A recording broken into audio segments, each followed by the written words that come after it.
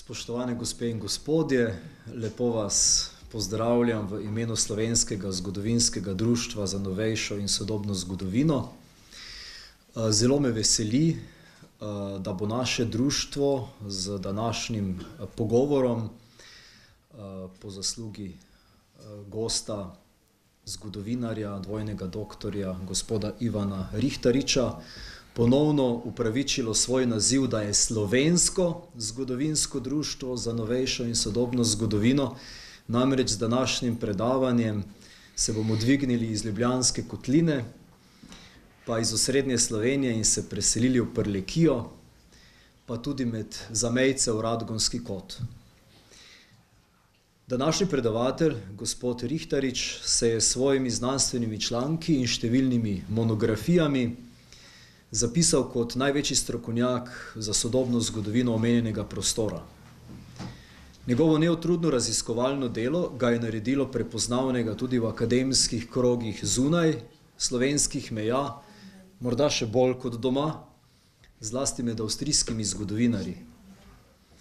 Veselim se torej, tako kot verjetno vsi, tega vpogleda, ki nam ga bo podal v zvezi z naslovno temo, pa tudi pogovora, ki bo sledil.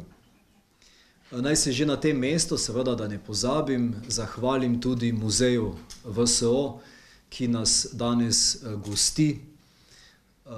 Uro in pol imamo na razpolago ta prostor, potem pa sledi že naslednji, pridejo drugi gostje, tako da takrat se bomo potem poslovili. To je naš časovni okvir. Če bo čas, bodo na koncu tudi vprašanja z vaše strani. Zdaj bi pa povabil kar gospoda Rihtariča, da nam predstavi temo svojega raziskovalnega dela in lepo prosim. Hvala. Naslov te moje predstavitve je Udba na meji 1945-50. Gre namreč za del moje druge dizertacije. Prvo dizertacijo sem opravil na Univerzi v Celovcu z temo Štajerci, Nemci, prijazni Slovenci v prvi svetovni vojni. Druga dizertacija pa je nastala čisto slučajno, ko sem namreč pridobil kar presenetljivo čez 15.000 dokumentov Udbe, okoli leta 2011-12 tu nekaj. Bom kar povedal od koga, večina je čula, nekateri pa ga osebno poznate, sedanji radenski župan drugega mandata, Roman Leljak. Verjeli ali neko mi je dal te dokumente na ključu USB, nisem mogel spati, ko sem to začel brati. Šlo je za, da rečem, pravo kriminalko. Naj povem še to, da sem na filozofski fakulteti, bom kar povedal, tu je moj sošolec Jože Likar in pa sošolec doktor oziroma gospod ali pa kolega Lojze Peterle. Jaz se vsaj spomnim, da nam je doktor Mikoš v nekaj priložnosti samo takole mimogrede povedal v vseh 4 letih nekaj o Udbi, da je Udba bila tako uspešna kot nemški Gestapo. Nič drugega. In v resnici je bila res zelo uspešna. Imel sem kar nekaj problemov dobiti mentorja, namreč dobil sem ponudbo, da bi doktoriral z te teme, ki jih je izredno zanimala tudi na Graški univerzi. Vendar sem se potem odločil vseeno za mariborsko in imel tu kar probleme, da sem v tretji rundi, tretjem poizkusu dobil komaj mentorja. Zdaj bom povedal takole, pa boste pogruntali, ali pa nekdo je to bil, ko sem zaprosil za drugega mentorja, mi je nekdo rekel, ne želim hoditi po sodišču. Potem pa je šel, da ne bom rekel, v kakšne politične kroge za 4 leta, to se lahko predstavljate, kaj je potem bil nekje v tujini in tako dalje. Ta zadeva je potem dozorela leta 16, ko sem doktoriral brez posebnega problema, mentor dr. Klemenčič Matjaž in pa v komisiji z Filozofske fakultete dr. Mitja Ferenc. Zdaj, če grem na kratko skozi to dizertacijo, gre za naslednje. Radgonski okraj je bil mejni okraj, ki je obsegal današnjih 7 občin, upravna enota Gornja Radgona in pa še 3 druge občine. Imel okoli 30 tisoč prebivalcev, bil je mejni proti Avstriji in je mejil vse od Trat, od Cmureka. Gospod Kuntner je bil rojen v kraju, ki ga ni, to se pravi Trate. Ljudje so vedno rekli Cmurek, ampak Cmurek, Murek, ne, na avstrijski, pardon, Trate pa na naši strani z muzejem norosti, kot pravimo danes. No in potem reka Mura skoraj do Radenc in pa potem v notranjo Slovenskih goric. In glede na to, da je bila mejni okraj, je pravzaprav vedno bil tako ali drugače na piki iz Ljubljane in verjetno posredno kar iz Beograda. Namreč volitve 11. novembra 1945, veste, kaj je za nas Štajerce pomeni 11. november, ko bi se moglo novo vino piti, ne? Takrat je bilo prepovedano točenje vina na takratne volitve. Oprostite, pozabil sem doma volilno kroglico, ki jo imam, kako se je to volilo in kako je takole drugače se čulo, v katero skrinjico je kroglica padla. Okraj je namreč dokazano, to je ena od mojih kolegic zgodovinark dokazala, in pa okraj Lendava sta bila negativna, to se pravi, črna skrinjica je zmagala. Verjeli ali ne, nekaj let po Titovi smrti pa mi je neki družbeno-politični delavec, bil je tudi prosvetni delavec, to se pravi moj kolega, nekaj let po Titovi smrti priznal, kako so v Prekmurju na veliko presipavali. Zdaj se lahko predstavljate, iz katere v katero skrinjico. To je pomembno zaradi tega, verjeli ali ne, vse do leta 1991 nismo imeli v občinskem, partijskem, sindikalnem in tako dalje merilo domačih ljudi, ampak so vedno bili uvoženi neki misionarji, ki so od nekod prišli, se pravi iz Maribora, Ljubljane ali celo iz Primorske, ne, in zasedali vse položaje. Zdaj, zanimivo, v dokumentih Udbe sem obdelal pravzaprav celotno strukturo Udbe v okraju. Na tem mestu bi rad povedal naslednje, ne vem, kaj bi mi zdaj povedali ostala peščica zgodovinarjev, ki si upa, bom rekel, si upa še vedno raziskovati to. Kaj bi rekel Dežman ali še kdo drug, ali pa bi rekli tisk, pa hiše televizijske, ko se vedno pove, kako je Udba bila tajna politična policija. Nič ni bila tajna. V Gornji Radgoni, tudi moji starši in tako dalje, vsi so vedeli, kdo je Franc Šoba, pomišljaj, Iztok. 11 ljudi je bilo, vsi so bili začini, uniformirani in tako dalje, do zadnje strojepiske, ne, telegrafista in tako dalje. To je bilo javno, vsi so vedeli. Ampak niso pa vedeli, kdo so pa sodelavci Udbe. In verjeli ali ne, med temi 30 tisoč ljudmi sem našel po dokumentih Udbe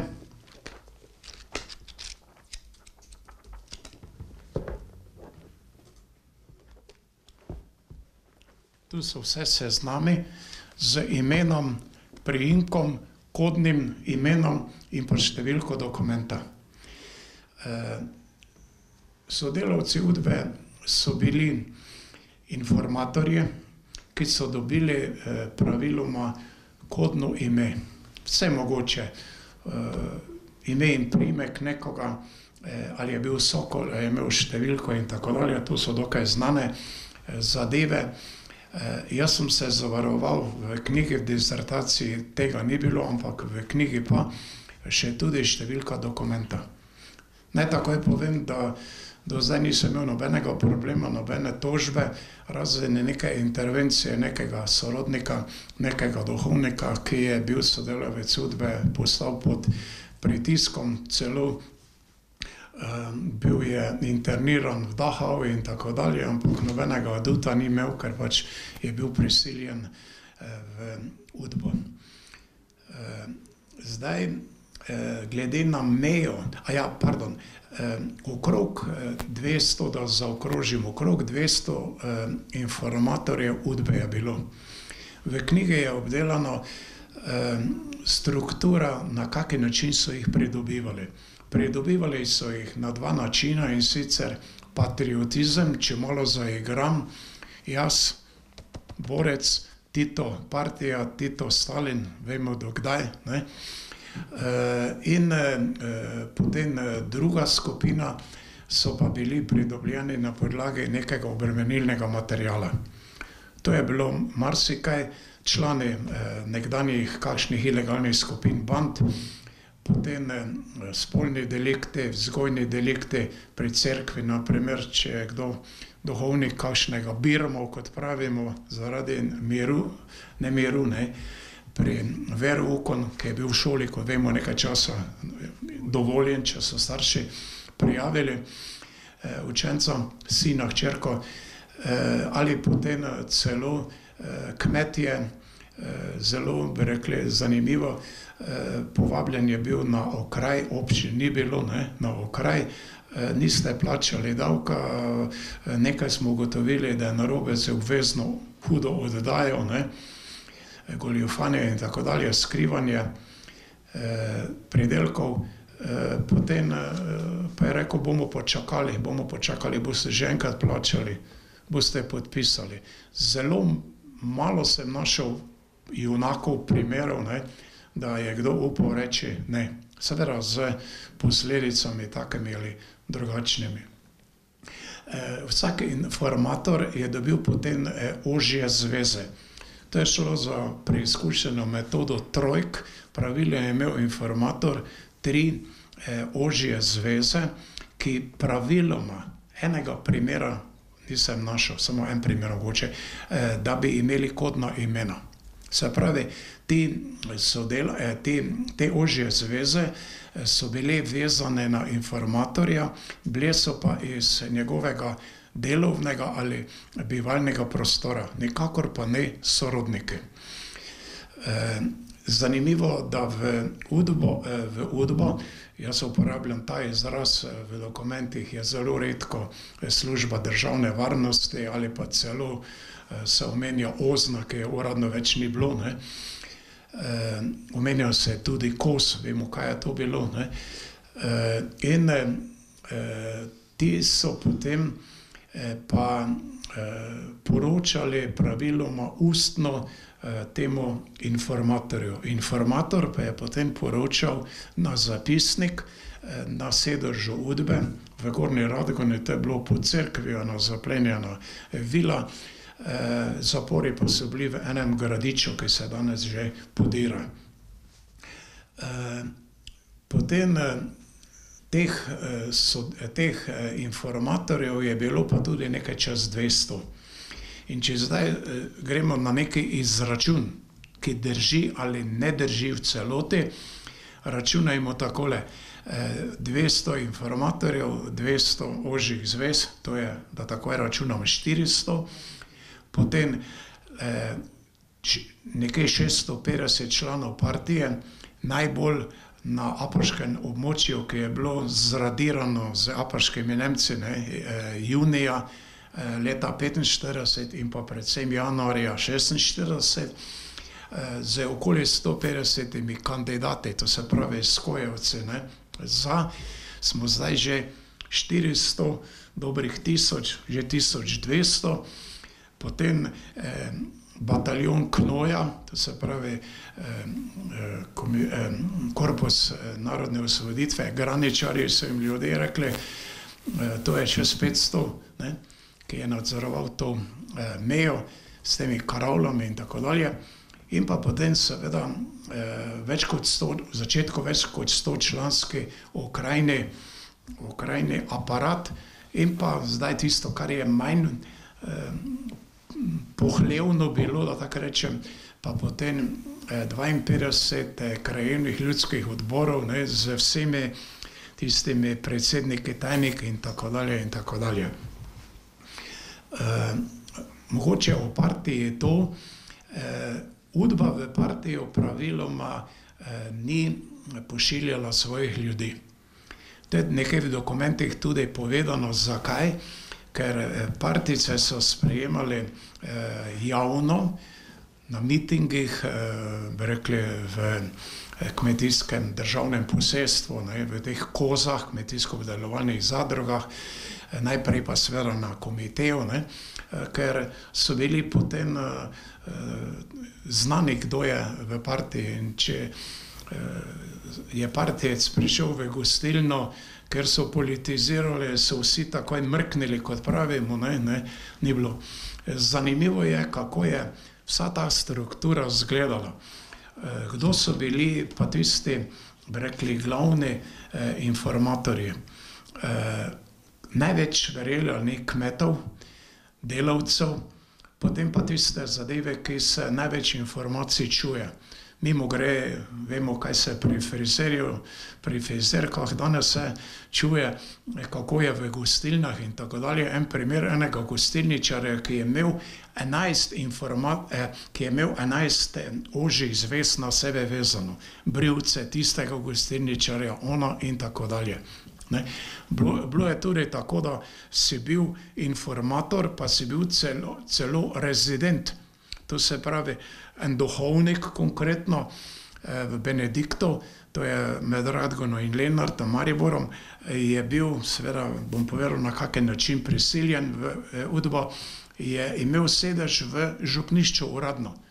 In so seveda je pridobival od drugih informatorjev informacije, ne, in je potem on bil nadinformator in je moral poročati naprej. No, če smo pri katoliški cerkvi, v kraju je bilo 8 župnij z 2 podružničnima cerkvama še in pa tudi evangeličanska cerkev v Apačah. To je dejansko bila posledica selitve pred Prvo svetovno vojno in pa po vojni v glavnem Prekmurcev. To je bila ena skupnost v okraju okoli 300 vernikov. Odnos do evangeličanske cerkve je bil popolnoma drugačen, to se pravi tisti duhovnik, ki je bil tudi prisiljen, ker je tam nekaj govoril v eni gostilni, pa sta še 2 zraven ga napumpala, kot pravimo, ne, iz okraja v Murski Soboti, potem pa so ga prijeli in je podpisal, dobil tako in tako ime in tako dalje. Naj povem, da sem hotel objaviti te zadeve v enem evangeličanskem časopisu v Murski Soboti, pa niso tega sprejeli, jasno, ne. Ja. No, morda še to, da je partija in pa Udba jasno bila povezana. Navodila so izhajala od partijskega sekretarja, ki je bil, verjeli ali ne, vse do leta 50, do uradne postavitve samoupravljanja, je bil šef okrajnega partijskega komiteja in tudi šef okraja. Eni osebi, to se pravi politično in pa vodstveno, ne, upravna oseba v eni osebi. Potem se je to začelo.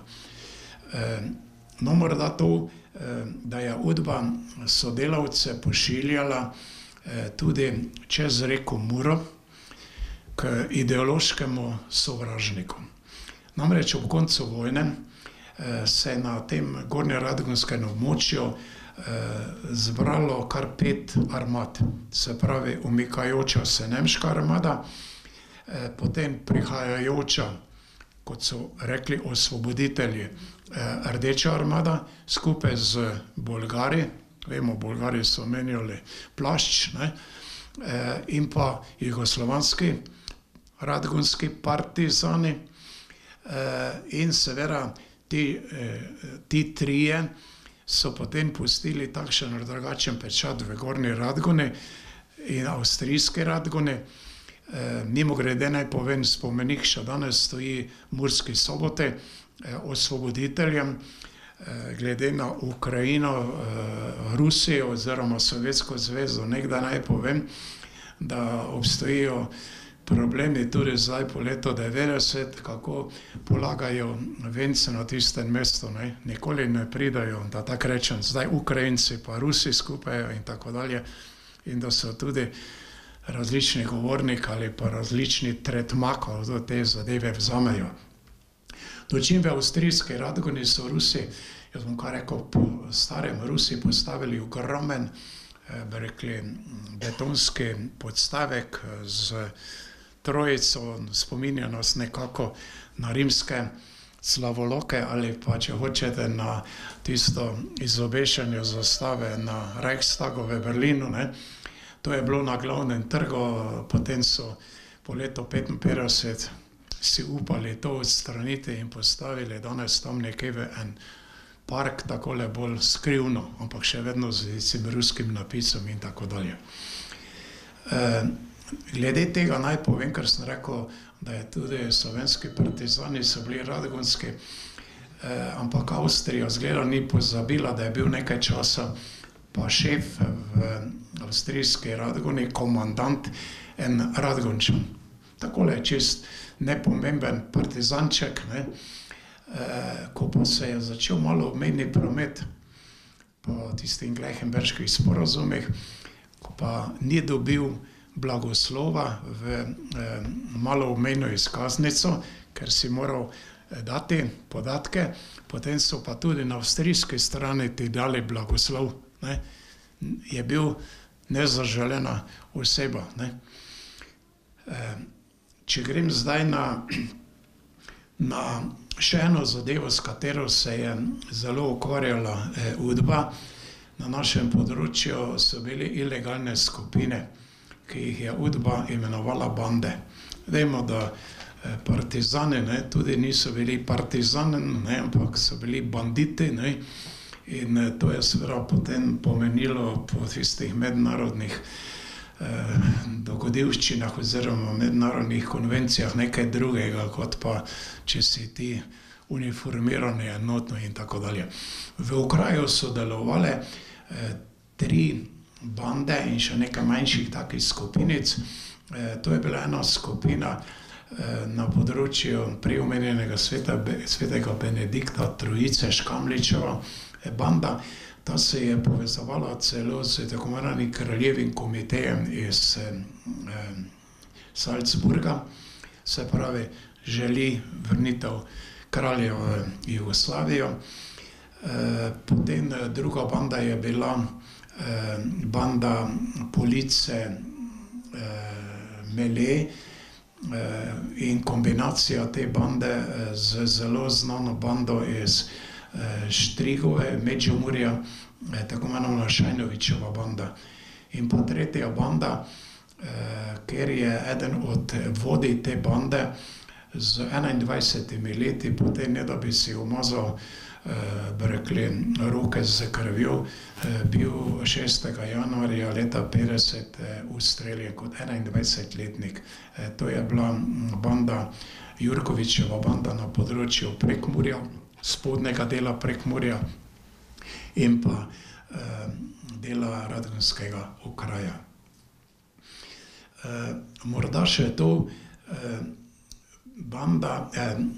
morda še to, da do konca leta 1948 je UDBA tako ali drugače s pomočjo narodne milice ker je bilo, to bi še mogel prej prišteti, več kot 100 miličnikov, ki so bili v glavnem po tako imenovanem šnelkurzu miličniki, ne, rekli, postavljeni po vseh manjših krajih, drugače kot je to danes te postaje. In seveda je UDBA pošiljala agente tudi čez reko Muro, kot sem rekel, ideološkemu sovražniku, to se pravi Angležem. Namreč Angleži so potem, jaz rečem Angleži, Britanci, ne, so julija leta 1945 po teh pogovorih potem zasedli uradno do leta 1955 do podpisa avstrijske državne pogodbe Štajersko, Koroško, oziroma vemo, kako so se Avstrijo razdelili. Drugi taki problem je pa bil, da je UDBA pošiljala ljudi in jih tudi, verjeli ali ne, uspela vtihotapiti v angleško vojaško obveščevalno službo. To je kratica FSS. Tudi ta je bila nekako tako močna kot naša UDBA, s tem, da so oni imeli pa neke vrste tamponski pas 15 km v globino. UDBA je uspela tudi glavnega šefa žandarjev v okraju Radkersburg, Radgona, danes Bad Radkersburg, pridobiti na svojo stran. Zanimivo, da je prinašal, verjeli ali ne samo avstrijske, nemške dokumente, ampak tudi dokumente Angležev. Namreč Angleži so imeli na Štajerskem dve taki zbirni taborišči za te ljudi, ki so prebežali mejo.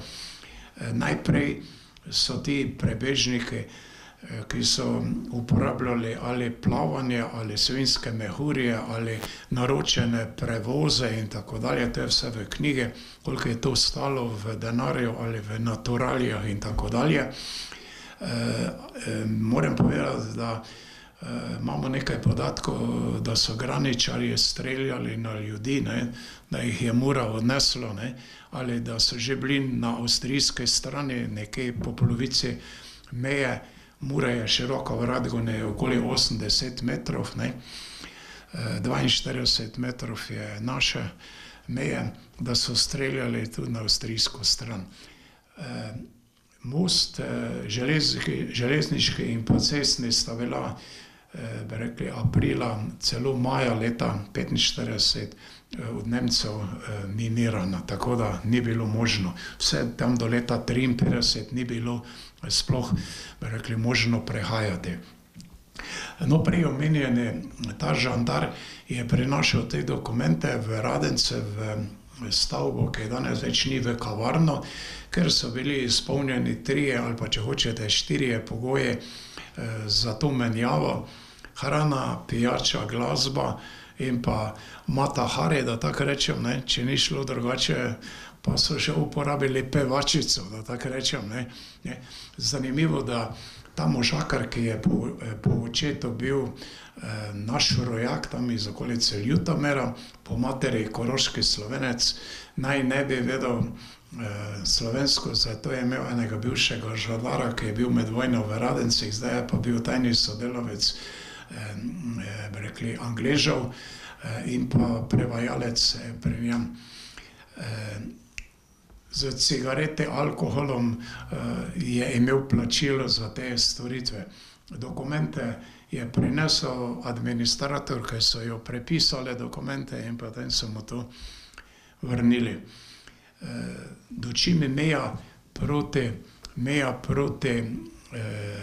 Prekmurju je pa bila po enem potoku, ki bi se ga dalo takrat preskočiti, ampak bi verjetno naleteli na mino. Imamo nekaj primerov, da so predvsem tihotapci, ne, pa naleteli na mino in potem seveda so bili problemi meddržavni taki ali drugačni. Tihotapilo se je vse mogoče tja in sem, tja živina, tja cigarete, baje Morava je smrdela, dočim Triglav, pa Jadran, pa sta bila baje dobri cigarete. Tudi živina, konkretno je plavala, ne, na avstrijsko stran. Naj povem, da je tudi na avstrijski strani bila obvezna oddaja, sicer samo do leta 1947, ne, to se pravi nekako takrat, ko se je pri nas prva petletka uradno začela, ne. Namreč zelo je bilo porušeno od Rusov, pa tako od Nemcev, ne, to področje, ko so Rusi od Blatnega jezera, ne, prodirali proti Avstriji. Tu pa se je potem začel teren malo dvigovati, ne. Tu so tudi uporabili Žide in tako dalje, kot živi ščit Nemci in tako dalje.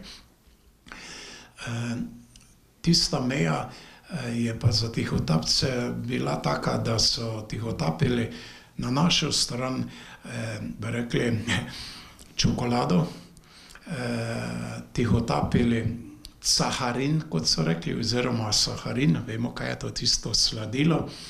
Verjeli ali ne, da je kilogram sladila saharina, teh tabletk, je stal na črnem trgu seveda 18.000 dinarjev. Tu notri imate plače, vse po uradnem listu, od leta 1945 do konca leta 1950. Učitelj je imel okoli 3.500 dinarjev plače. Zdaj, če je bil na kakšni podružnični šoli, tako kot Ivo tam okoli tebe, ne, Stara Gora in tako dalje, ne, pri Duhu, potem je imel zastojne stanovanje, pa toliko in toliko premoga oziroma drv, ne. Zdaj, če to zaračunate, je to najmanj 5 ali pa 6 plač, ne, takratnih za kilogram saharina. No in pa še ena zadeva za ženske, seveda, najlon nogavice z mrežo, ne, ali pa z črto. To so seveda pa potem pridobivali od Angležev. To je cvetelo na naši strani. Zdaj, Udba je imela izreden vpliv, jasno, tudi v sodnih procesih. Tu bi omenil en primer, ki ga bo potem, malo smo se lepo pogovarjali o tej temi. Namreč, čuli ste, kako se jaz pišem. Jaz sem eno knjigo izdal pred par leti, gospod Kuntner se že nasmiha, o zadnjem na smrt obsojenem, oziroma bomo rekli na smrt obsojenem in zadnjem ustreljenem v Sloveniji, to je Franc Rihterič. Iz moje okolice, tam malo od Kapele proti Svetemu Juriju, ampak nič moj sorodnik. Kot otrok sem izredno trpel v osnovni šoli, ne, ker je v bistvu ustrelil skoraj da mojega soseda tam kot miličnika, naj bi ga ustrelil in tako dalje.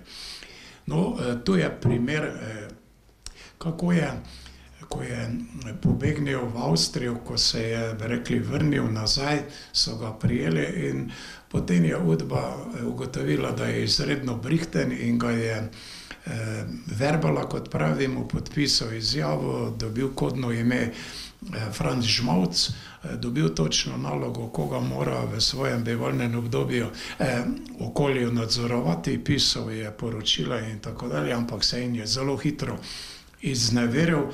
Potem je imel tam leta 1955 pa do ustrelitve do aretacije leta 1958 in pa do ustrelitve konec oktobra 1959 izredno bogato svoje avanture. Je pa zanimivo, da sem se drznil v dizertaciji in pa v knjigi zapisati tisto znano zadevo iz francoske revolucije, da revolucija žre svoje otroke. Namreč, ko je bil obsojen na smrt na okrožnem sodišču v Mariboru, v Ljubljani, se pritožil na prezidij oziroma zvezni izvršni svet, ne, Beograd, vse zavrnjeno, je potem prosil pomilostitev.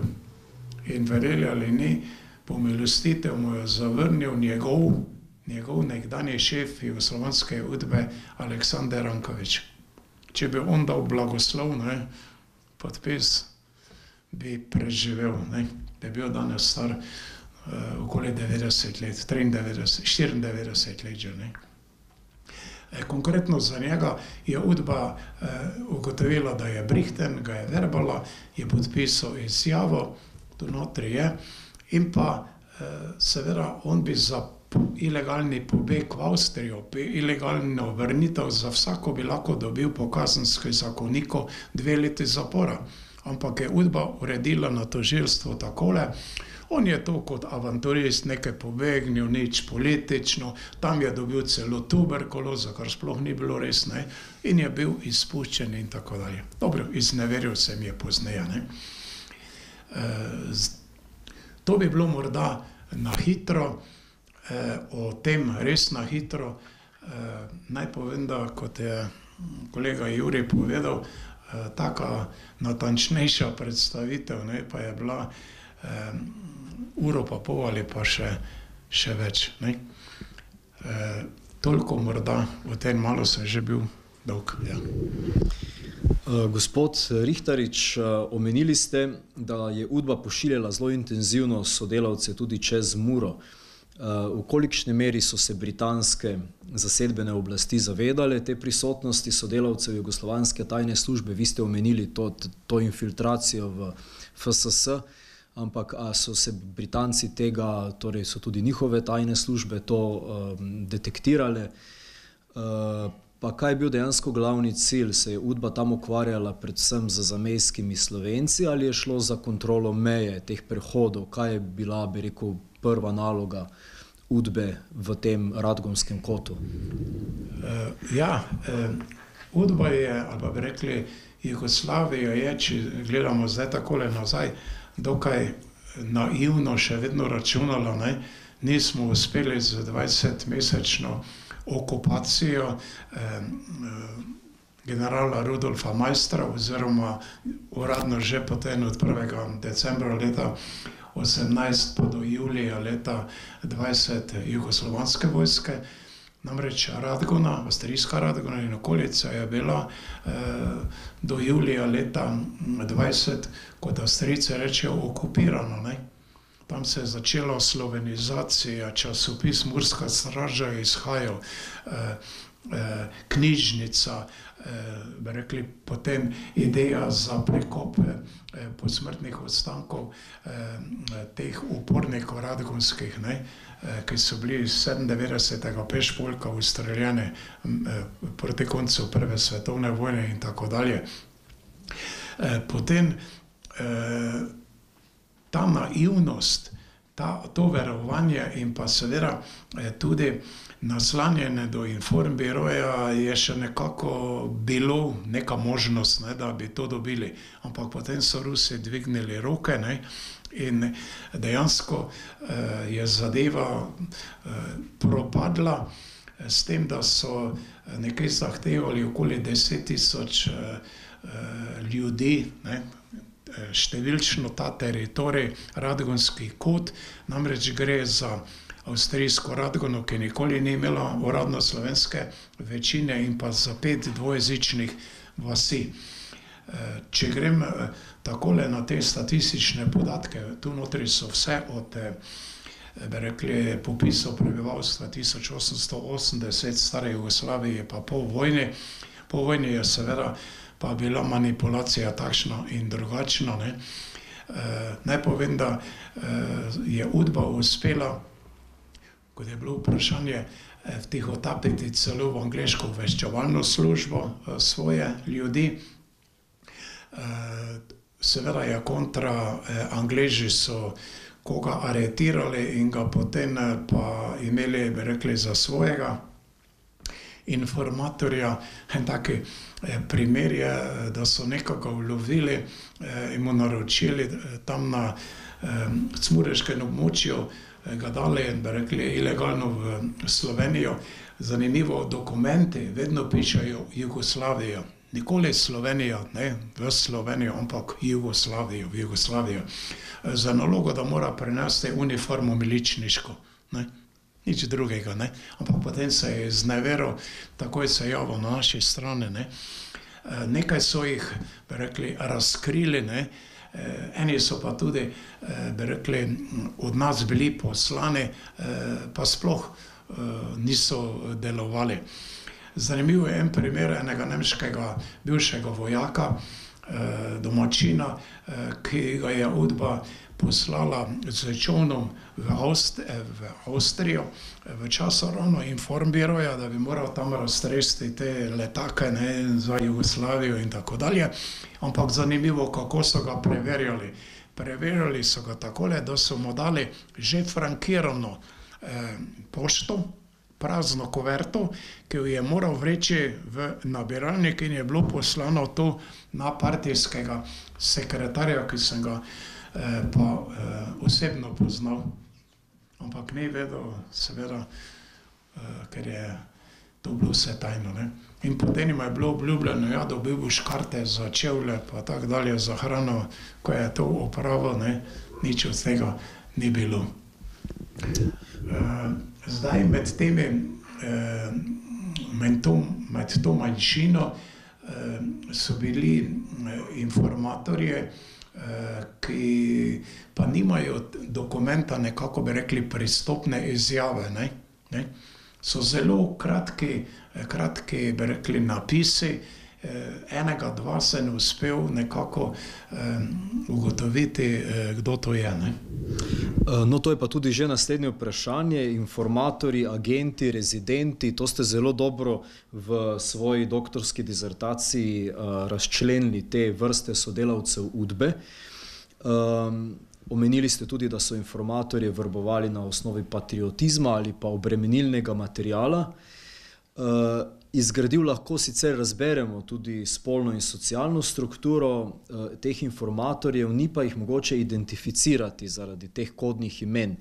Zdaj, a ste kdaj našli, ste kdaj naleteli na dešifrant, na razlago teh kodnih imen in zakaj teh imen niso dajali ožjim zvezama? Je kak pameten razlog za to?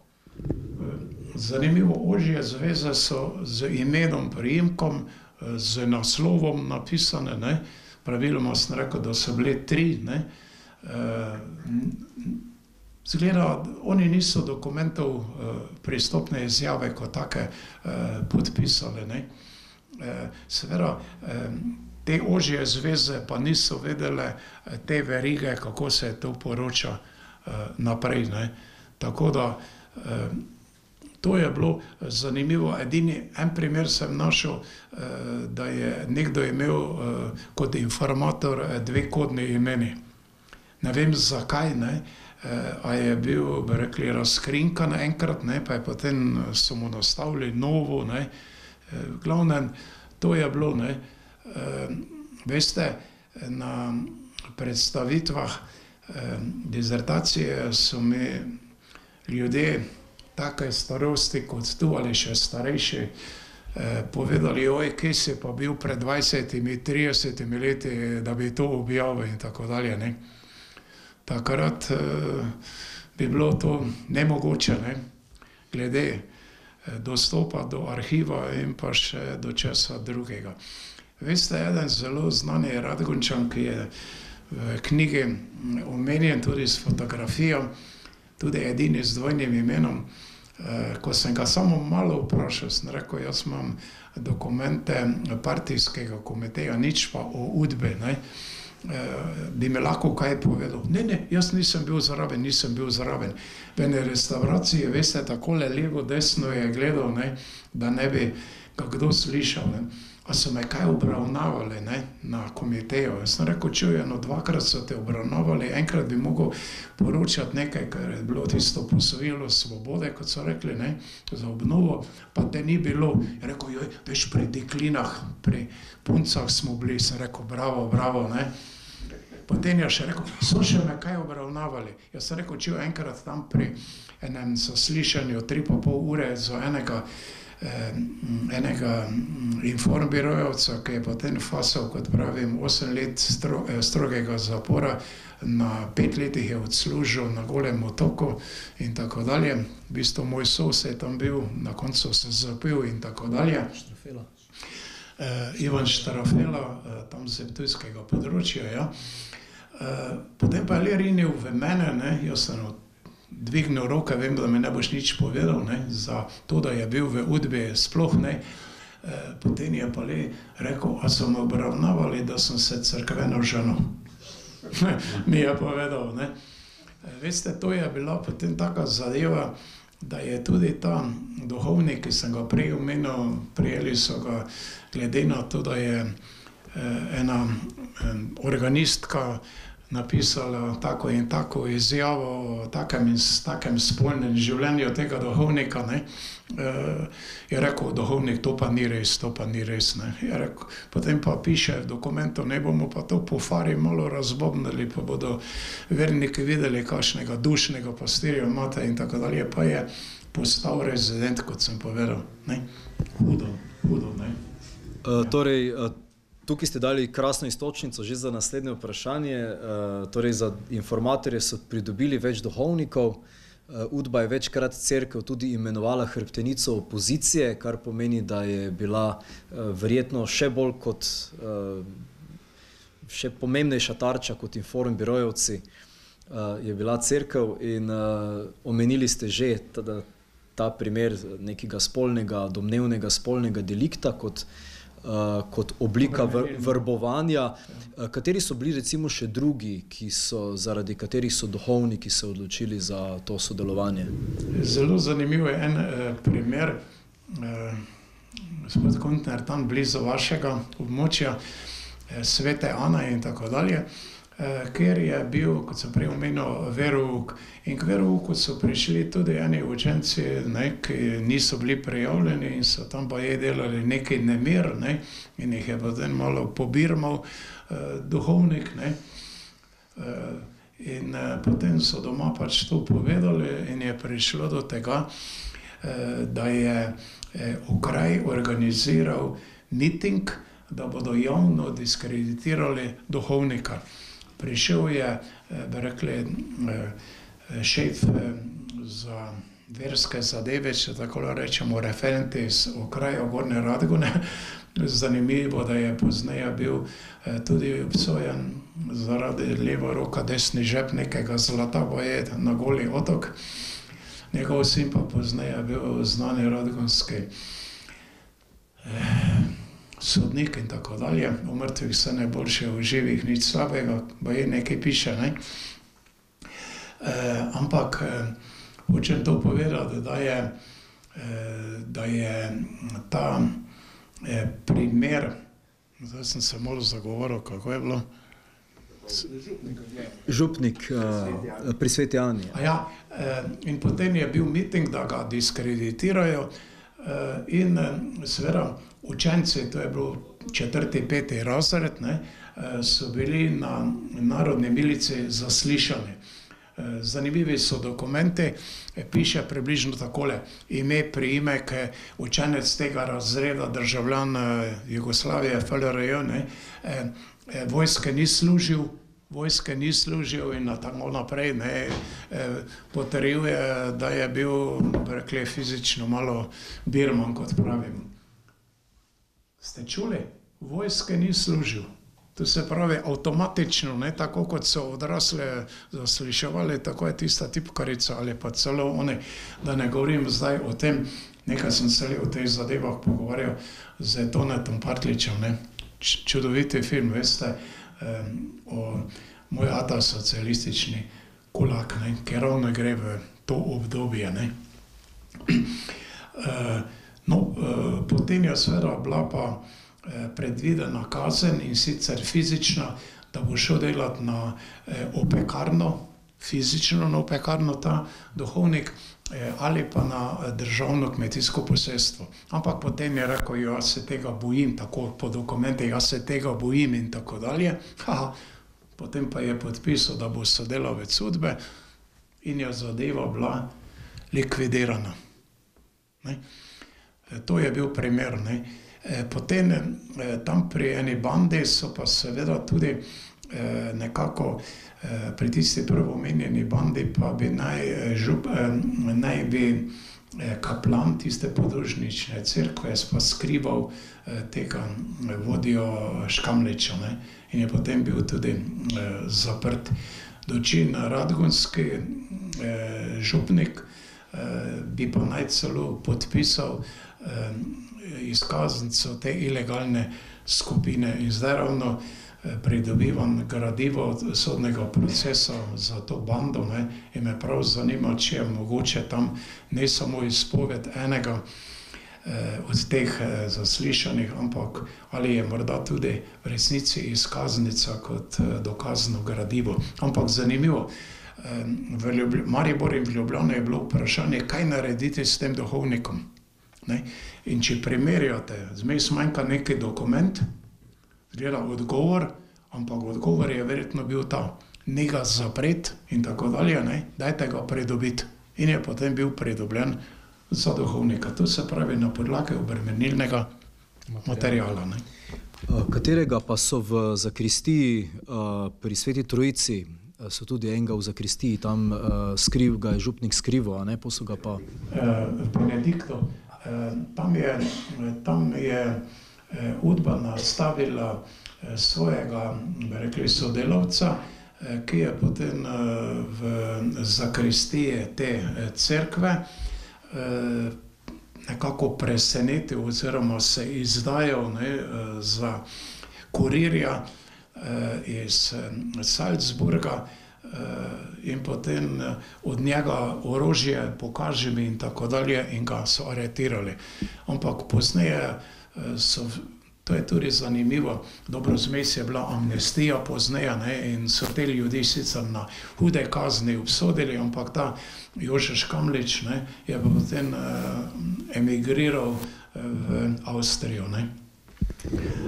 Samo to še Rado Ajlec, šef tiste bande Police Mele, pa je še pred nekaj leti, ko sem jaz te zadeve pisal, tudi slika je, to mi je gospod Leljak povedal, pa še živel v Ljubljani in je potem nekaj reagiral na tiste njegove knjige, ne, Špicli Udbe, ker je vse te zadeve omenil in tako dalje. V Zgornji Savinjski dolini so takim rekli skušalci. Ne vem, obstaja tudi tukaj tak izraz, taki, ki so se izdajali recimo za ali pa so se obrnili na župnika, pa so rekli, da potrebujejo neko pomoč ali pa na kogarkoli pomoč pri prehodu meje ali kako drugo pomoč, pa se je kasneje izkazalo, da so bili sodelavci Udbe, da so na ta način omenjan je v tej nalogi tudi večkrat povojni minister Franc Snoj in tudi, bi rekel, zelo pomemben SLS-ov politik pred drugo svetovno vojno in med njo, ki je bil kasneje obsojen na Nagodetovem procesu, ki je bil po vojni v Gornji Radgoni in je tudi ena od glavnih tarč Udbe. Pa tudi vsi, ki jih omenjate, številni, ki jim očitajo podpiranje teh band in proti njim so uprizorili potem neke sodne procese. So ti kadarkoli bili neka realna grožnja ali je tu šlo v prvi vrsti za neko zastraševanje? Zakaj so s takim tako teatralno prirejali te sodne procese? Ja, Franc Snoj je bil v stari Jugoslaviji uradnik na hranilnici in posojilnici v Gornji Radgoni. Vemo, da je potem med vojno se umaknil kot minister po smrti Kulovca, ne, v Beogradu, tam 6. aprila je Kulovec tam umrl, ne, oziroma padel, se je potem z jugoslovansko vlado umaknil v Egipt oziroma v Kairo, če hočete v London.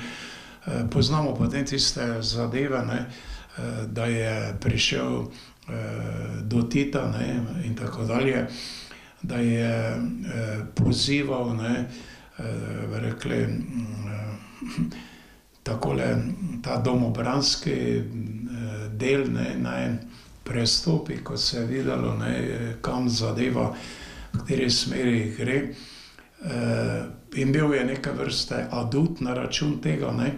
Vemo, da je bil potem po vojni minister, ampak malo naivno je poskusil kandidirati na prej omenjenih teh volitvah in tako dalje, ampak UDBA pa partija, to pa so zapisniki, no naj še povem, disertacija je nastala tudi na podlagi 145 zelo natančnih zapisnikov Okrenega partijskega komiteja, ker obravnavajo vsak teden skoraj vse mogoče življenje na podeželju, v partiji, vse mogoče zadeve, ne. In so potem še tam starojugoslovanske tiste nadučitelje, kot so rekli, ne, in pa Slovenske ljudske stranke jih niso vzeli za neko resno opozicijo, ne. In potem je tudi Snoj dejansko bil odrezan in potem obsojen.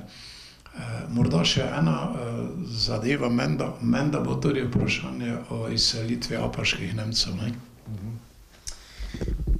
Vsekakor je to ena zelo pomembna tema, ki ste jo izpostavili v tem res bogatem delu delovanje UDBE v okraju Gornja Radgona in na Radgonskem kotu 1945 do 90 je posebno poglavje namenjeno izselitvi, sistematični izselitvi Nemcev z Apaškega polja. Ta izselitev je bila skrbno načrtovana, celo znani slovenski zgodovinarji so sodelovali pri študijah, ki so bile podlaga za izvedbo te izselitve. In verjetno ste vi zgodovinar, ki je najbolj natančno to izselitev tudi analiziral. A lahko govorimo dejansko o genocidu? Da ne začnem na začetku, bom povedal na koncu dejansko genocid. Moj mentor, ko je moral v postopku, bi rekli, prijave, disertacije, vse te zadeve povedati, strukturo in tako dalje, je tudi tam na senatu upal to povedati, ne.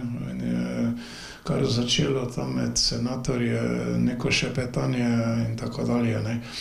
No, gre za naslednje. Podlaga za izselitev apaških Nemcev so bili Avnojski sklepi, ne, in pa za primerjavo na Češko-Slovaškem Benešovi sklepi, ne. On je imel pa potem tisto znane Sudetske Nemce, ne, tisti pas, bi rekli, ki so jih tudi spraznili. No, zanimivo, da je preduradno, bi rekli, ustanovitvijo okrajne komisije za zaplembo je bilo skoraj 500 kmetijskih enot, predvsem na apaškem območju, zaplenjenih. Zaplenjeni so bile tudi dve take zelo velike podjetje v Radencih, Šaričeva zadeva, to se pravi zdraviliški del, ne proizvodnja mineralne vode, ampak zdraviliški del z hoteli in tako dalje. In pa v Radgoni klotarja Bovira ali Bovieja, mimogrede, Jacqueline Kennedy je bila iz te znane družine, ki je prišla konec 18. stoletja iz francosko govorečega dela Švice na radgonsko območje in potem imeli denar in šampanjec oziroma penino in tako dalje. Glede apaških Nemcev je izselitev bila sigurno dobro načrtovana, celo boste videli sinhronizirana z nekim drugim zelo čudnim, zelo načrtovanim dejanjem. Namreč že takoj v začetku julija leta 1945 je bila prva faza izselitve apaških Nemcev, za katere moramo reči, da so bili strnjena skupina na apaškem območju. Lojze, pri Grafenauerju smo nekdaj čuli, ne, da so bili 3 nemški otoki na Slovenskem, Kočevski Nemci, na Sorškem polju in pa apaški Nemci. Če so prvi in drugi res bili otok med slovenskim obkoljenim, ne, na Apaškem območju to ni bilo res, ker so bili večinski in so bili vezani čez reko Muro, ne, z večinskim že davno ponemčenim delom na Lipniškem polju, ne. No, ta prva faza ni bila tako huda, bili so izseljeni v strnišče Šterntal oziroma Kidričevo, odkoder so jih nekatere vrgli, bi rekli, na Koroško, to se pravi k Angležem, v tista taborišča, tako taborišče je bilo v Podrožci pri Beljaku. Na Štajerskem pa sta bili dve taborišči, Lipnica oziroma Vagna pri Lipnici in pa Štras, to je pa pri Cmureku, ne, malo blizu. No in celo to se je dogodilo, da so nekatere apaške Nemce iz Šterntala, kot pravimo, strnišča Kidričevega, potem spustili domov, ker je prišla neka komisija, ne, Rdeči križ in tako dalje, mednarodno so jih spustili. Druga faza pa se je začela v nedeljo 13. januarja 1946. Takoj sem se spomnil, da so tudi vsi napadi Hitlerja v bistvu bili v nedeljo v zgodnjih jutranjih urah in tako dalje, takrat, ko vemo, da so ljudje doma in presenečeni in tako dalje. No, ta akcija je izgledala takole. Knoj, narodna milica, je prišla, kamioni, toliko in toliko minut imate časa, toliko in toliko lahko prtljage nesete s sabo in so jih odpeljali z kamioni na železniško postajo Gornja Radgona. In tu je bila kompozicija, ki se je potem nabirala še naslednji dan in tako dalje in je kompozicija šla čez Ljutomer, čez Međimurje, to se pravi čez Hrvaško, čez Madžarsko na Dunaj. Vemo, da je bil Dunaj tudi razdeljen med, ne zdaj 3, ampak med 4 velike, ker so še Francozi svoj piskrček dali zraven, špekulantsko. In tam so pa Rusi zahtevali, da se kot jugoslovanski državljani morajo vrniti. Angleži so jih bili pripravljeni sprejeti, nekaj ljudi je izstopilo, drugi pa so dejansko nekako verjeli, ja, zdaj, če nas Rusi pošiljajo, naši Rusi, ne, pošiljajo nazaj, potem je to pomota, ne, gremo domov. Potem se je vlak vračal in tam na eni postaji več kot 10 dni obstal, ker so po dokumentih Jugoslovani ni želeli te kompozicije sprejeti nazaj. To je kraj Mura Kerestur, to bi v madžarščini pomenilo Murski križovci, Keres je križ. Tam je 76 ljudi umrlo. Po dokumentih UDBE, natančni podatki imamo, je skoraj 2200 apaških Nemcev bilo izseljenih. V knjigi je celotna socialna struktura, iz katerih vasi, koliko ljudi, kdo je izseljeni, po starosti, koliko otrok ono verjeli, najstarejši je bil star 101 leto, je bil izseljeni. Ko se je ta kompozicija potem vrnila v Jugoslavijo, v Maribor, v Mariboru so pa jih potem nekaj časa zadrževali, jih z 3. razredom vlaka, da tako rečem, poslali do Jesenic, tam so jih pa v malo boljše vagone preselili in jih seveda jasno v dogovoru, verjetno z Angleži, prepeljali v prej omenjeno zbirno taborišče Podrožca pri Beljaku. Tam so ti ljudje, kot piše po dokumentih pa po spominih, bili razkuženi, dobili neke dokumente in potem imeli tam možnost pozneje, tako, zdaj pa idite, kam veste in znate.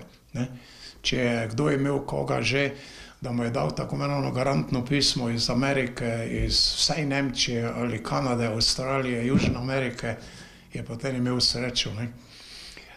Da je bila ta zadeva, bi rekli, skrbno sinhronizirana, načrtovana, je pa dokaz v naslednjem. Leta 1952, to ni v mojem obsegu bilo, ampak je dokument, je pa Udba dobila, da mora v enem tednu, verjeli, v enem tednu preskrbeti natančne podatke, kdo je bil vse izseljeni. In sicer to je šlo za poznejšo tisti dogovor z Avstrijo za poravnavo škode, kaj so ti ljudje pri nas pustili, ne, so do leta 1961, če so to prijavili na avstrijski strani, potem to dobili plačano. Tako je tudi prej omenjeni en veliki lastnik zemlje in tako dalje. Čuli ste za Julius Meindla, Meindlovo kavo in tako dalje na apaškem območju, ne, pobegnil in tako dalje.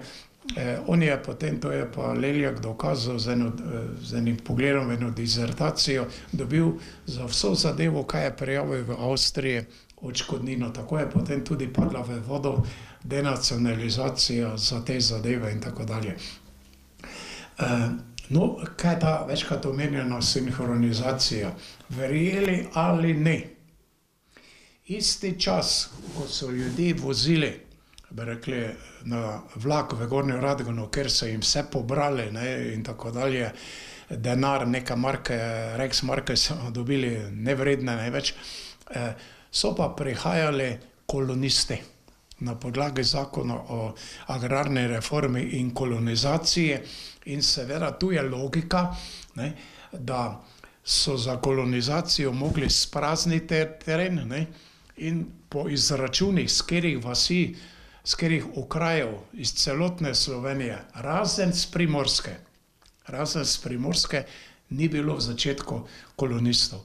Kolonisti so prihajali z harmoniko, zastavo, sliko Tita, Stalina in tako dalje, dobili toplo ognjišče, ker je to bilo v nedeljo, bi rekli, dopoldne, ne, hrana, živina je mukala in tako dalje. Dobili so pogodbo za ohišnico, koliko in tega, ampak verjeli ali ne, zelo hitro so pa bili razočarani, ker so že februarja, marca pa potem začele nastajati po ruskem vzoru prej omenjene koze, kmetijsko-obdelovalne zadruge, v katere so na veliko silili ljudi, prisiljevali z takimi drugačnimi posledicami, če to seveda je kdo si upal odkloniti. Hvala za ta izčrpen odgovor. Torej, zelo hitro, kot ste rekli, se je izkazalo, da tistega raja, ki so ga partijci obljubljali, da ni, in zato so kasneje tudi nekateri reko Muro plavali čez v svobodo, celo na kravjih mehurjih. A vemo recimo, koliko ljudi ste našli v teh arhivskih gradivih, koliko ljudi je pri tem izgubilo življenje? Poznal sem primer, mi je nečakinja povedala, sta fant in dekle tam na Cmureškem področju, se pravi severno od Apač, hotela preplavati reko Muro, ne, in so, kot sem prej omenil, graničarji jih postrelili.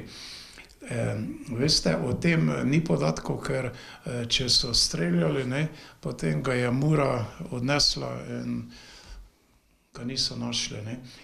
Zdaj o številu ljudi, ki je pobegnilo, je pa seveda zanimivo sta, da Udba ima samo tiste podatke, ne, koliko jih je Knoj, ne, uspel, bi rekli, uloviti tja ali pa nazaj. Je pa zanimivo, da je pa prej omenjeni ta Andraž, to je bilo kodno ime tega Ignaca Preloga, tega šefa okrajnih žandarjev. On pa poroča, da je v okraju, to je bilo konec leta 50, 2900 ljudi, bi rekli, na tem območju, to se lahko predstavljate, kaj je to v tem Radgonskem kotu, pa v njihovem okraju, tako imenovanih, ali so Volksdeutscheri bili, ne, to se pravi vse mogoča drhal, kot pišejo, ne, od ljudi, ki so bežali, od tistih, ki so uspeli priti do Angležev, to je bil cilj do Angležev, ne pa do Rusov, ne, ki so bili najprej na tem območju. Ne. Tako da podatki so, bi rekli, zelo skromni, ne, ampak ljudje so na veliko bežali. Veste, plačevalo pa se je, kot sem rekel, v vseh mogočih valutah, ne, tudi v naturalijah, tudi v tem dokumentu, da je neki Hrvat ponujal za svojo ženo, ne vem, zakaj ne za oba, samo za ženo, če jo nekdo prepelje, da mu da krzneni plašč. Se lahko predstavljate v tistem času imeti krzneni plašč. Ne. Je pa tudi bilo 500 dinarjev in tako dalje. To ni bilo tako malo, ker liter mleka je pa bil 5 ali pa 6 dinarjev. Ne. In seveda ti mleka nisi mogel toliko in toliko kupiti, ampak na tiste bone oziroma na tiste pike, karte in tako dalje in tako dalje. Ni bilo enostavno v tistem času. Ne. Gospod Rihtarič, hvala lepa za zelo izčrpno in bogato predavanje. Zdaj pa imamo še 15 minut, pa vabim naše goste, da postavijo vprašanja. Lahko jaz. Slišali smo teritorijalno, bom rekel, se je to dogajalo do Radencev, ne? Do Radencev smo se zdaj pogovarjali, ne? Malo več, ne? To se pravi še malo dalje. Še malo dalje. A ste kaj tudi mogoče se ukvarjal z tako zvano modro linijo, ki je pa potekala od tu dalje proti madžarski meji? Namreč modra linija je bila ena linija, kjer je postavil Tito po zavzetju Prekmurja, ko je Rdeča armada zavzela Prekmurje, in tu so vzpostavili partizani potem tako zvano modro linijo, da ne bi hrvaški ustaši ali pa ti prebežniki šli na avstrijsko stran.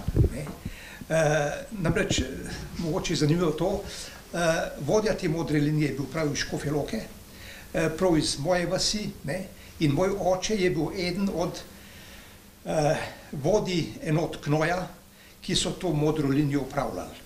Ne. Tu je bilo grozno veliko ljudi pomorjenih, ne, in tukaj je bila en del teh ljudi, ki so to upravljali s to modro linijo, je bilo prav iz Škofje Loke, ker je tudi poveljnik bil iz Škofje Loke. Samo deloma vam lahko odgovorim.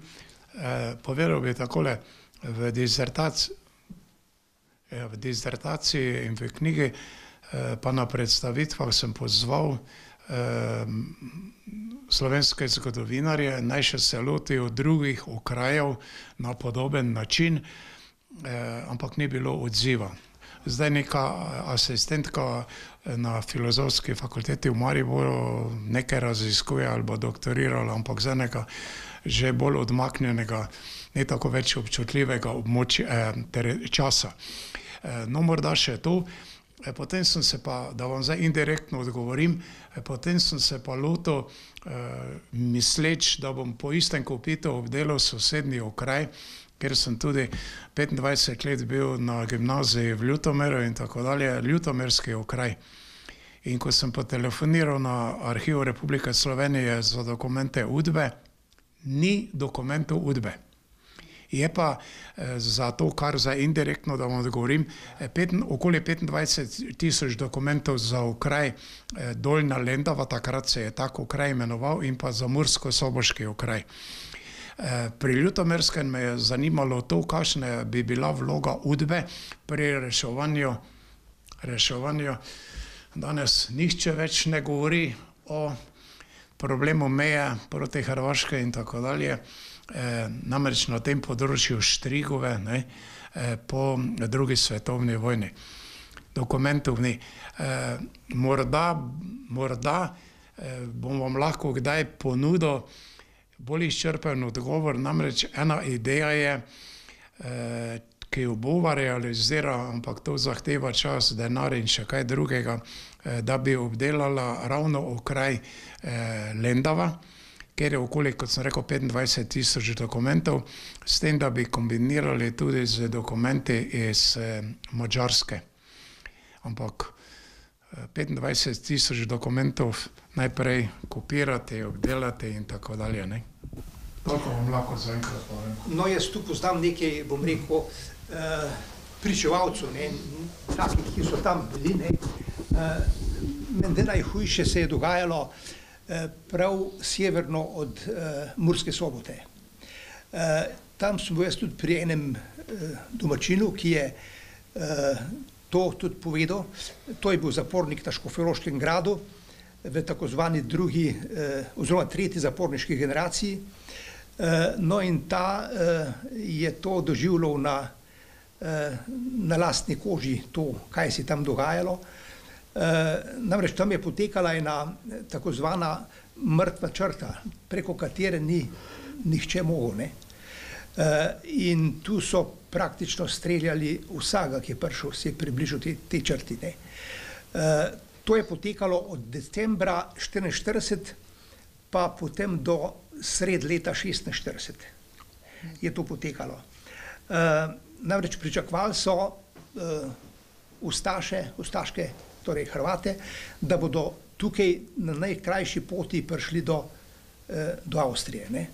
Zato tukaj mi ne slišimo od naših zgodovinarjev, da je tukaj tudi potekalo bežanje preko meje, ne. To mi ne slišimo od naših zgodovinarjev, ne. Tu so bile toliko hude stvari, da tukaj imamo praktično eno belo liso, ki še ni obravnavana, ne.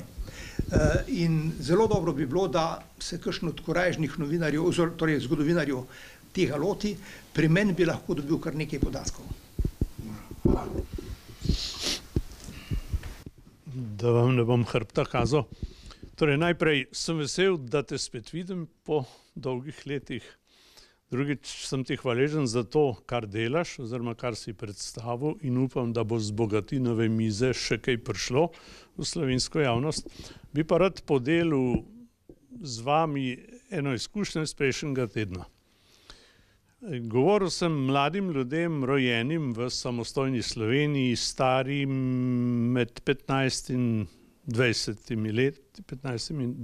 leti, in sem začel kot običajno in samoumevno govorim o Helmutu Kohlu, o podobnih imenih, in oni so gledali, kaj srečal, oziroma zavedal sem se tega, da govorim ljudem, ki o tistem času ne vedo nič, in da ne morem graditi na ničemer, ker ne poznajo ne take, ne drugačne zgodovine. In potem sem se začel obnašati malce hollywoodsko. Začel sem zgodbe praviti, take, ki si jih zapomniš, ne? Kako je bilo z vojno za Slovenijo, kako smo vedeli za vsako bombo, kdo jo vrgel, ker so naši inštruktorji letalski po glasovih prepoznali, kdo je kje kaj metal in tako naprej. Sem se rešil pač z zgodbami, ne? In zdaj je bilo že rečeno bele lise, ne? Tudi sam si rekel, da bi si želel, da bi se še to in to pogledalo, ne? Torej, mislim, da sistem, kakor sem ga si ti spoznal in popisal, da je bil pristop več ali manj tudi v manj obmejnih pokrajinah enak, ne?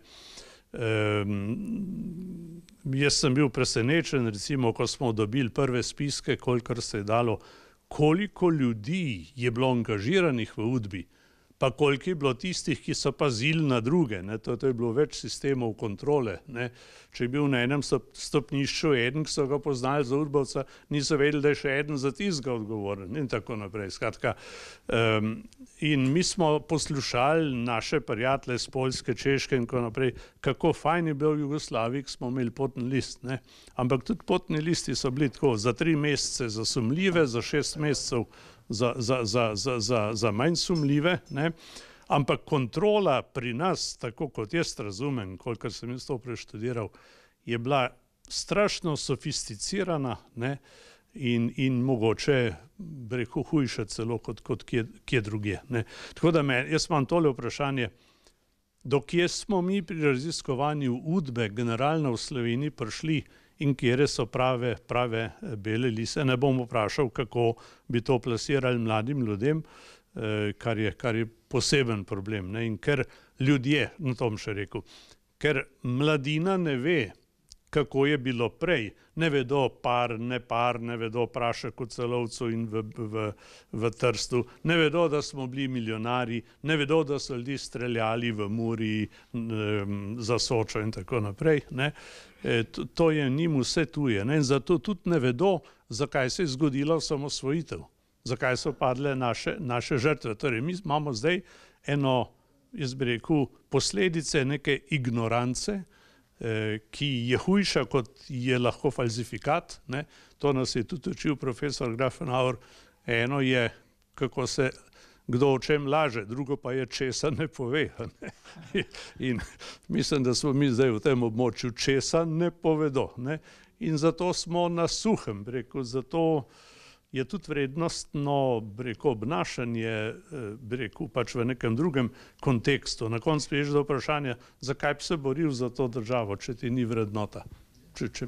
Ne, le zakaj. Skratka, še enkrat hvala lepa in sem vesel, da se to dogaja tukaj v tej naši hiši oziroma muzejski zbirki. In res me zanima, kaj bi ti rekel, kaj bi mogli še ugotoviti glede naše udbe. Ali pa kaj smo že ugotovili? Ja, če bi res prišlo do tega, da bi se teoretično obdelali vsi takratni okraji, da bi se celotna Slovenija pokrila. Ne? Jaz se strinjam s tem, da so zadeve bile dokaj podobne, ne? S tem, da seveda na bivši ljubljanski pokrajini je bila specifika še drugačna. Ne? Dočim, to je pa bil obmejni okraj, ne? In je bilo to nekaj drugega, konkretno Ljutomer je bil obmejni okraj, ampak ne obmejni okraj proti Angležem, ne? Ampak z Hrvati so vsaj malo trknili skupaj, ampak nič več od tistega še danes ne vemo. Vida Tomšič, pa Bakarič, pa tiste zadeve, ne? Pa tam alkohol, pa so se zmenili, pa meja tak in tak. Ne? Zanimivo, pogledajte, danes se nič ne govori o nerešeni arbitraži oziroma tako dalje. Ne vem, zakaj ne, ne? Ne? Zdaj, kaj bi bilo dejansko z tem, ker gledajte, danes se 4-5 ljudi se komaj v Sloveniji dejansko ukvarja z raziskovanjem udbe, ne? Dobro, tam nekdo z finančnimi zadevami, nekdo že tudi z Jovanko, pa še kaj drugega, ne? Jaz na taki mikrolokaciji, ampak dobro, to je 30 000 ljudi, ne? Moram povedati, da sem bil nepismeni, to se pravi, sploh nisem vedel osnovnih podatkov, ne? Veste, ko spoznaš, da je bil tisti sosed, pa oni sosed, pa tisti, pa oni, ne, ki smo mu rekli stric, po domače, taka Klojza, ne, tam s tistemu sosedu, kot si zadnjič nekaj povedal, ne, in tako dalje. To se pravi, veste, ljudje, tako kot je oni pred leti, mi samo šepetal, ne. Eno edino likvidacijo sem zasledil na tem območju, uradno, ko je udba upala zapisati, od nas likvidirano, ne. So mi pa ljudje povedali, vzela ga je magla, vzela ga je noč, ne, takole, ne, danes si, jutri te ni, ne, tako se je to dogajalo, ne. Hvala lepa. Zdaj pa še zadnje vprašanje, gospod Kuntner, potem pa jaz sem obljubil, da bomo po uri in pol šli ven in jaz sem to... Tina me drži za besedo, zato moramo zapustiti po tem odgovoru prostor. Hvala. To, kar bom jaz povedal, ni nobene vprašanje, ampak zahvala, da ste toliko z teh stvari zapisali. Jaz sem namreč rastel gor ob tej blatni reki Muri, v tej blatni reki zgodovine. In se mi vse vrača in pridem do spoznanj, ki sem jih jaz doživljal kot otrok. Prvič, doživljal sem pokolet, streljanje tam. Otroci smo bili majhni, pa smo vsak dan slišali, da tam pri Muri so nekoga ustrelili, pa pri Radgoni potegnili ven, ker je Mura odnesla jih. Ne? In mi smo gledali tisto Avstrijo čez tistih hribov dol, tistega brega čez Muro, da si nismo upali čez pogledati, ko smo šli ob Muri in ob tistem podrtem mostu, se nismo upali čez pogledati, ko smo šli na Zadrugo pa tako. Hočem reči, kot otroci smo rasli v nekem strašnem strahu, kaj je to za ena dežela tam. Druga stvar, pa naši hribi so bili črni, ker ni bilo elektrike. Takrat se je šele elektrifikacija začela. In smo gledali čez, pa sem si kot otrok rekel, pa kaj je to, da ljudje bežijo tja, ker je svetloba, to je bila trg, ki je imel elektriko, pa tako svetlobo smo gledali dol. Pa kaj je to, da morajo te ljudje streljati, če hoče iti tja? Čista prispodoba in moram reči, da s tem smo gor rasli, da ne govorim o tem, recimo čas kolonizacije. Kot kolonist je prišel v naše kraje kdo? Dane Zajc. Na Tratah je bil, jaz sem šele poznej vedel, da je to Dane Zajc, ki je poznej šel študirati, in sem se poznej o tem govorila. Potem razne take stvari. Ali pa recimo, začetek. Hitler je izseljeval Slovence, ne? Moja mama bila Prekmurka, bi jo morali seliti. Oče je bil Nemec, pa je on njo reševal leta 1941. Leta 1945 pa je ona njega reševala, ker je bila Slovenka. In tiste družine, mešane, pri nas smo ostali in sosedi so ostali, ker je on bil Prekmurc. Mešana družina in nič kakšnega masla na glavi takšnega. Druge čiste so pa vse izselili.